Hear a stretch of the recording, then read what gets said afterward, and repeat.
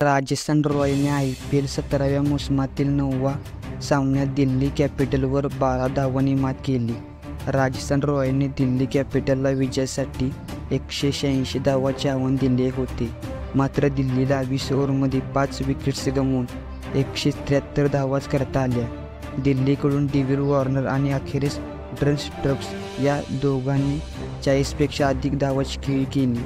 मात्र या दोघांनी व्यतिरिक्त इतरांना काही विशेष करता आलं नाही.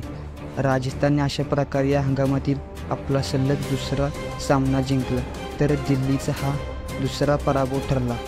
दिल्लीला विजयासाठी 20व्या ओव्हरमध्ये 17 धावांची गरज होती, तर मैदानात ड्रेन स्टब्स आणि अक्षर पटेल ही सेट जोडी खेळत होती. दिल्लीकडून अवशेष खान याने हुशारीने 20वी ओव्हर काढली. अवशेषने आपल्या या ओव्हरमध्ये एकही बॉल मारायला दिला नाही. अवशेषच्या हीच अखेरची ओव्हर निर्णायक ठरली. दिल्लीला विजयासाठी संधी होती, मात्र अवशेषने मॅच फिरवली. अवशेषने फक्त 4 धावाच दिल्या आणि राजस्थानच्या विजयावर शिक्कामोर्तब केला. व्हिडिओ कसा वाटला कमेंट करून नक्की सांगा. चॅनलवर नवीन असाल तर चॅनलला सबस्क्राईब करा. जय हिंद, जय महाराष्ट्र.